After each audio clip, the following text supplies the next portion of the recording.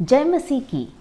त्रिएक परमेश्वर के सामर्थी नाम में शुभ संदेश टीवी के सभी दर्शकों का प्रेयर टाइम के एक और एपिसोड में मैं स्वागत करती हूँ। आशा करते हैं कि जो अध्ययन हम कर रहे हैं ये आपको प्रभु में और दृढ़ कर रहा है और वचन की और गहराइयों में ले जा रहा है। जैसे पिछली बार हमने पवित्र आत्मा के विषय में सीखा और अध्ययन किया, आज इसी सिलसिले को आगे ले जाते हुए हम और पवित्र आत्मा के विषय में जानेंगे। किंतु इसके पहले आइए हम प्रार्थना में जाएं। हमारे स्वर्गीय पिता परमेश्वर, हम आपको इस समय के लिए धन्यवाद देते हैं।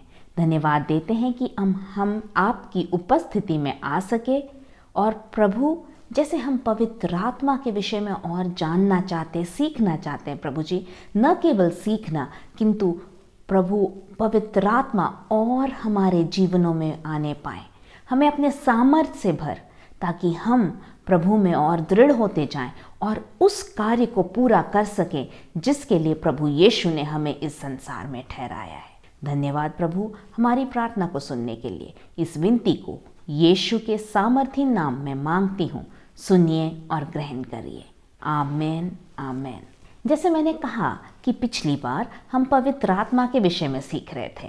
हमने सीखा कि पवित्र आत्मा त्रिएक परमेश्वर का एक रूप है और न केवल ये कोई शक्ति है या सामर्थ है, ये कोई शक्ति या सामर्थ नहीं किंतु एक व्यक्तित्व है। हम इसको जान सकते हैं कि पवित्र आत्मा एक व्यक्तित्व है क्योंकि प्रभु यीशु ने स्वयं जब उसके विषय में कहा कि जब वह आएगा तो इस तरह बात की थी कि कोई व्यक्ति है। इसके अलावा यदि हम देखें वचन में तो हम सीखते हैं कि पवित्र आत्मा को ठेस पहुंचाया जा सकता है।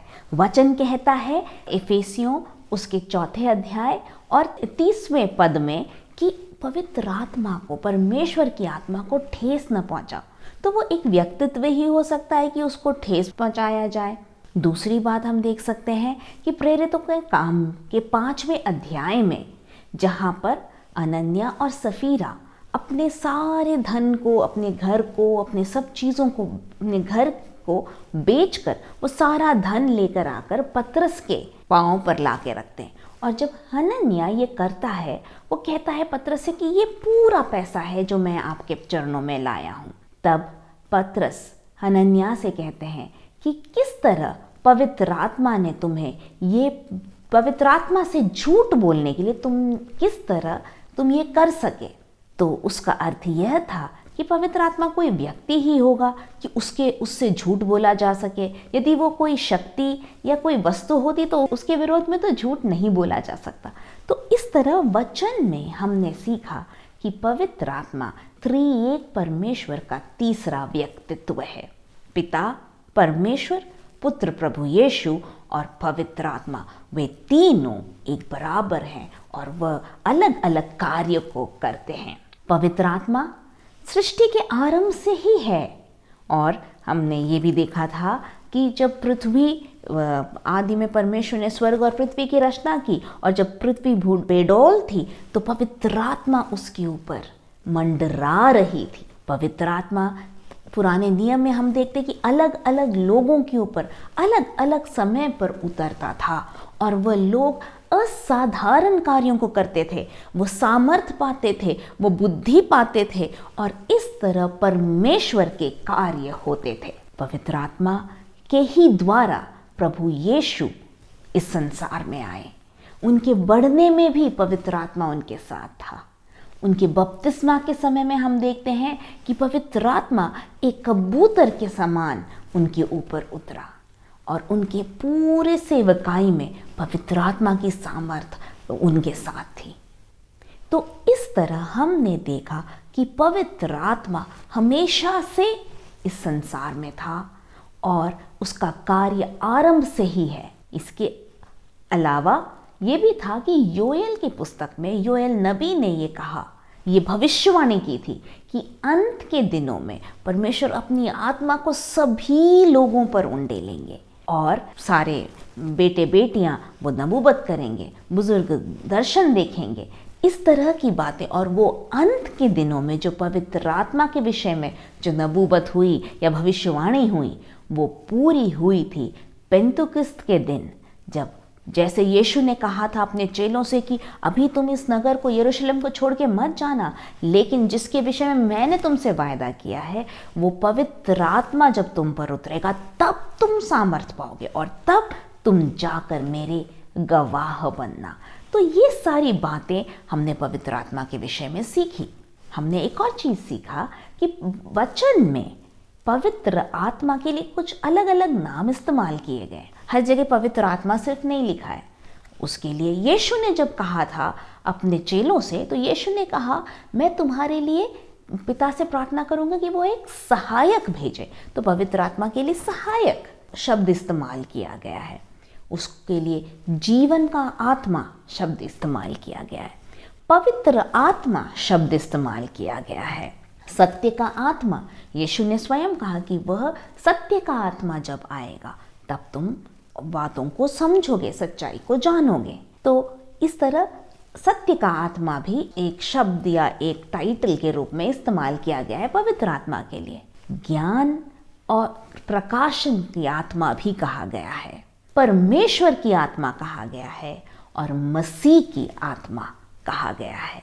तो इस तरह हम देखते हैं कि 7 अलग अलग नाम इस्तेमाल किए गए हैं परमेश्वर के वचन में पवित्र आत्मा के लिए। और इसके बाद हमने देखा था कि आखिरकार पवित्र आत्मा का क्या कार्य है। क्यों यीशु ने कहा कि तुम यहाँ रुके रहो, यरूशलेम में रुके रहो और पवित्र आत्मा को पाकर उसके बाद ही तुम यहाँ से जाना। हमने देखा था कि सबसे पहले जब पवित्र आत्मा उस पेंतेकोस्त के दिन उन लोगों पर उतरी, 120 लोग जो एक मन और एक चित होकर उस कमरे में बैठकर प्रार्थना में लगे हुए थे। पवित्र आत्मा एक बहुत ही साफ समझने वाले तरीके से उनके ऊपर उतरी। वहाँ बुडौल हुआ, बहुत हवा चली और आग की लपटें हर एक के ऊपर उतरी। और उसका एक और चिन्ह था कि वे अन्य भाषा में बात करने लगे। और तब लोगों ने पवित्र आत्मा के सामर्थ को पाया और वहां पर पतरस खड़े होकर प्रचार करता है और 3000 लोग उस दिन प्रभु को ग्रहण करते हैं। पवित्र आत्मा आते ही उनको सामर्थ प्राप्त होता है। तो इस तरह पवित्र आत्मा का हमने देखा था, कार्यों में एक कार्य देखा था कि वो हमें सामर्थ देता है। दूसरी बात जो देखी थी, पवित्र आत्मा हमें कायल करता है, हमें जो पाप और धार्मिकता के विषय में कायल करता है। ये यीशु मसीह ने स्वयं कहा था और हमने यूहन्ना उसके 16 अध्याय 8 और 9 में देखा था कि वो मनुष्यों को कायल करता है। और वो जब पहली बार पवित्र आत्मा उस पहली शताब्दी में उपरौटी कोठरी में उन लोगों के ऊपर उतरा, तभी हम देखते हैं इस कार्य को भी। जैसे पतरस खड़ा होता है और वो परमेश्वर के वचन का प्रचार करता है। लोग बोलते हैं कि इन लोग पिए हुए हैं, लेकिन पतरस कहता है नहीं, ये वह वायदा किया हुआ जो भविष्यद्वक्ता योएल ने लिखा वो हुआ है कि पवित्र आत्मा सब पर उतरा है। और वो खड़े होकर प्रभु के वचन को बताता है। वो बताया कि यीशु ही मसीह है। वो वचन को समझाता है। पवित्र आत्मा वो सुनने वाले लोगों के हृदयों को कायल करता है। वे इस बात को समझते हैं और न केवल समझते हैं किंतु यीशु को ग्रहण करते हैं। और उस दिन वहाँ 3000 लोग प्रभु यीशु को ग्रहण करते हैं। तो दूसरा जो कार्य पवित्र आत्मा करता है वो लोगों को पाप और धार्मिकता के विषय में कायल करता है। तीसरी बात जो हम आज पढ़ेंगे वो है कि पवित्र आत्मा पुनर्जन्म, जो हमारे जीवन में एक नया जन्म हम जो पाते हैं, उसमें एक सक्रिय कार्य करता है। पवित्र आत्मा के द्वारा ही हम वो नए जन्म को प्राप्त करते हैं। हम उसमें प्रभु में और बढ़ते हैं। तीतुस उसके 3 अध्याय और 4 से लेके 7 तक, पर जब हमारे उद्धारकर्ता परमेश्वर की कृपा और मनुष्यों पर उसका प्रेम प्रकट हुआ तो उसने हमारा उद्धार किया, और यह धर्म के कामों के कारण नहीं जो हमने आप किए, पर अपनी दया के अनुसार नए जन्म का स्नान और पवित्र आत्मा के हमें नए बनाने के द्वारा हुआ। तो क्या हुआ वो बता रहा है कि परमेश्वर की कृपा हम पर प्रकट की, तो उसने हमारा उद्धार कैसे किया? हमारे कार्यों से नहीं, लेकिन किस तरह था? अपनी दया के अनुसार, नए जन्म के स्नान और पवित्र आत्मा के हमें नए बनाने के द्वारा। तो पवित्र आत्मा हमें नया बनाता है। तो ये था कि हमारा जो नया जीवन है, हम जो नए जीवन को प्राप्त करते हैं, हम कैसे होते हैं? वचन में पढ़ते हैं कि हम एक नई सृष्टि हैं, हम एक नए मनुष्य हैं। वो नई सृष्टि को किस तरह, वो कौन मदद करता है? पवित्र आत्मा ही हमें एक नई सृष्टि बनाता है। प्रभु यीशु में एक नयापन देता है और वो कार्य है पवित्र आत्मा का। तो तीसरी बात जो हमने सीखी कि पवित्र आत्मा का कार्य क्या है, कि वो हमारे जीवन में पुनर्जन्म में एक सक्रिय कार्य करता है। चौथी बात जो मैं आपके साथ बांटना चाहूँगी वो ये है कि पवित्र आत्मा हमारे अंदर वास करता है।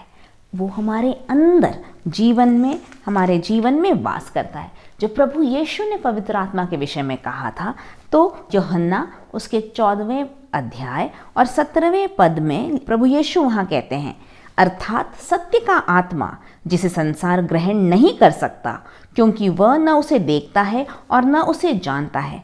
तुम उसे जानते हो क्योंकि वह तुम्हारे साथ रहता है और वह तुम में होगा। यीशु कहता है कि पवित्र आत्मा भी तुम्हारे साथ रहता है। उस समय भी पवित्र आत्मा वहाँ था, किंतु जब वो उंडेलेगा, वो यहाँ यीशु बोल रहे हैं कि मैं प्रार्थना करूँगा कि वो सहायक, प्रभु पिता तुम्हारे पास सहायक भेजे और वह तुम में होगा, वो तुम्हारे अंदर वास करेगा। यह है जब हम प्रभु यीशु को ग्रहण करते हैं। पवित्र आत्मा के कार्य के द्वारा ही हम उसको ग्रहण कर सकते हैं, किंतु जब हम ग्रहण करते तो वो हमारे अंदर आ जाता है। और ऐसे ही यूहन्ना 7 उसके 38 से लेके 2 पदों को हम जब देखते हैं तो यीशु यहाँ कह रहे हैं, जो मुझ पर विश्वास करेगा, जैसा पवित्र शास्त्र में आया है, उसके हृदय में से जीवन जल की नदियां बह निकलेंगी। उसने यह वचन पवित्र आत्मा के विषय में कहा, जिसे उस पर विश्वास करने वाले पाने पर थे, क्योंकि आत्मा अब तक न उतरा था, क्योंकि यीशु अब तक अपनी महिमा में न पहुंचा था। तो यहाँ यूहन्ना उसे समझा रहे हैं, हमें यूहन्ना उस बात को समझा रहा है कि जो प्रभु यीशु ने कहा कि उनके हृदय में से जीवन जल की नदियां बहेंगी, वो ये जीवन जल की नदियां क्या थी? पवित्र आत्मा के विषय में।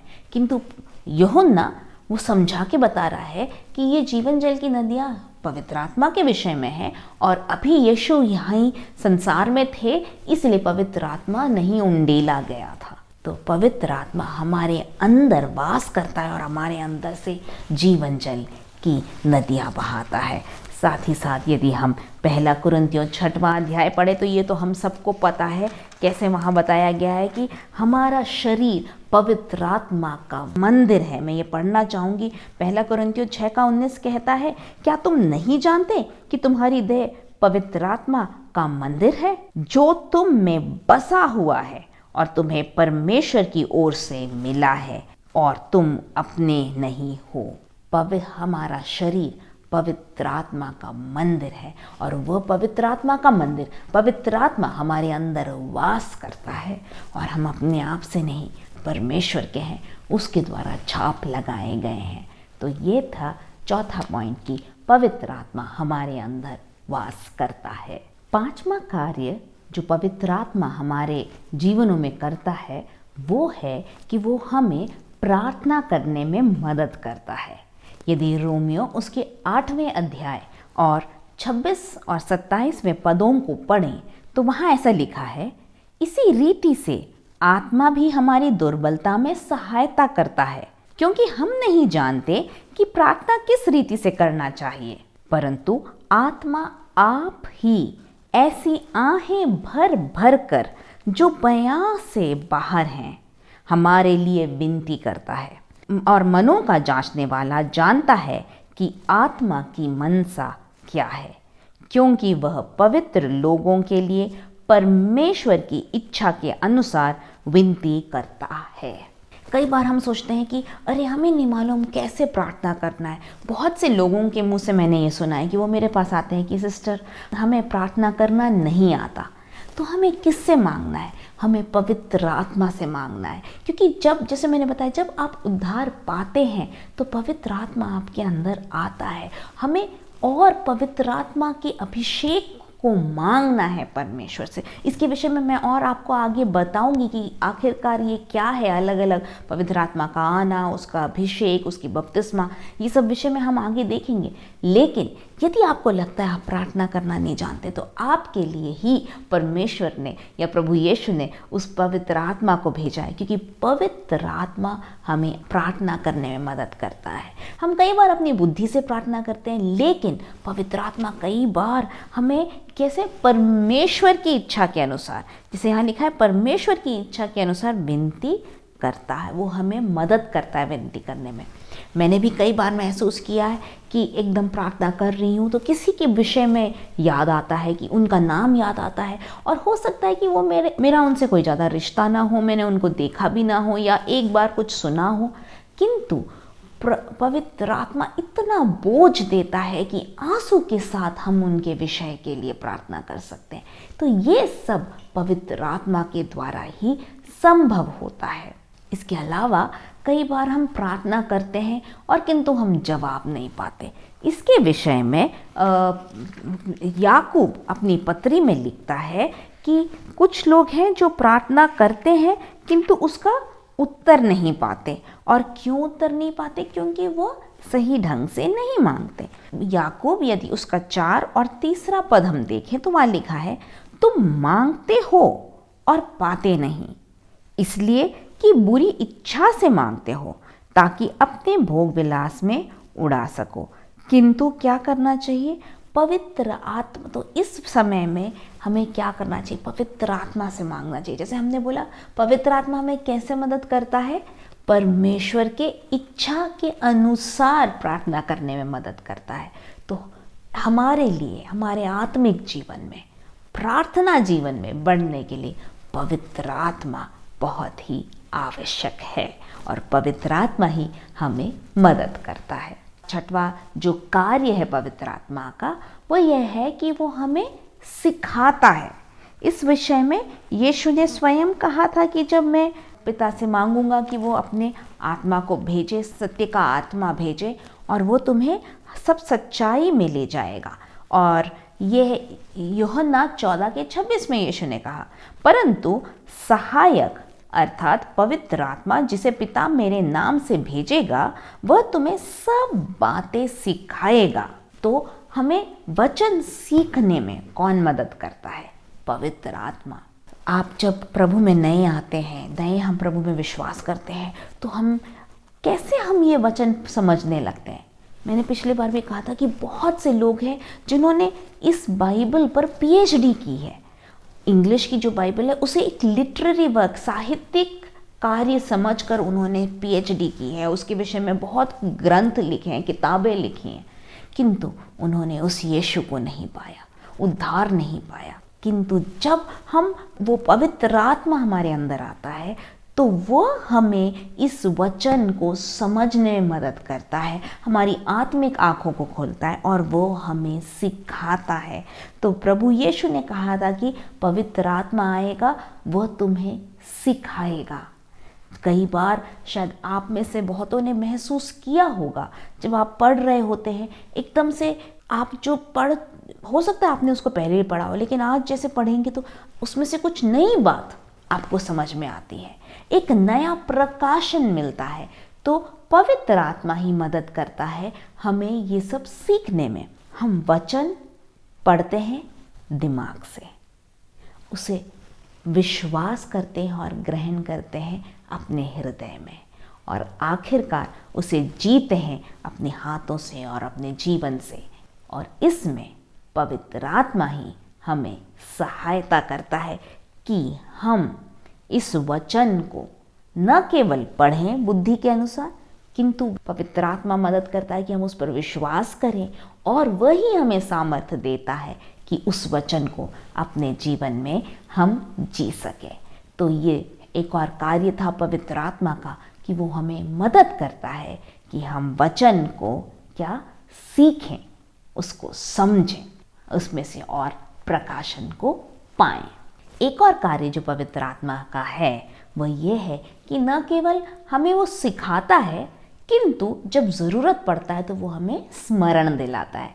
जैसे जो पद में अभी पढ़ रही थी यूहन्ना 14:26, उसमें क्या किया यीशु ने कहा था, वह तुम्हें सब बातें सिखाएगा।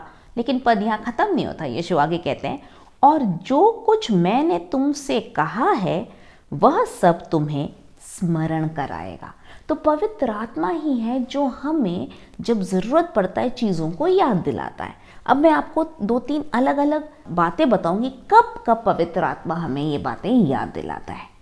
पहली बात, पवित्र आत्मा हमें तब याद दिलाता है शायद जब हम कुछ गलत करने जा रहे हो। एकदम से हो सकता है आपके मुंह से कुछ ऐसी बातें निकल गई हों, या आप को कोई बुरा करता और आपके मन में आ रहा है कि मैं भी 2 गाली उसको बकूं, तब एकदम से परमेश्वर का वचन आता है कि हमें कि गलत बातें नहीं कहनी है। हमारे मुंह से निकले वचन अनुग्रह से भरे हुए हैं ताकि सुनने वालों को शांति दे।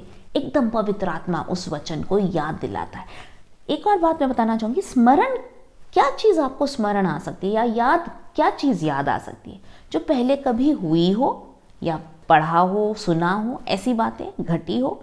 तो पवित्र आत्मा आपको तभी स्मरण दिला सकता है या याद दिला सकता है जब आप इसे पढ़ चुके हो या सुन चुके हो।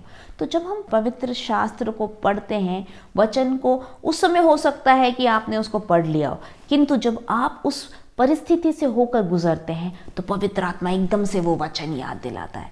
हो सकता है कि आप एकदम अकेले रास्ते में जा रहे हो और आपको डर लगे, तो वचन आएगा आपके मन में, डर मत, क्योंकि मैं तेरे साथ हूँ, मैं तुझे न छोड़ूंगा, मैं तुझे न त्यागूंगा।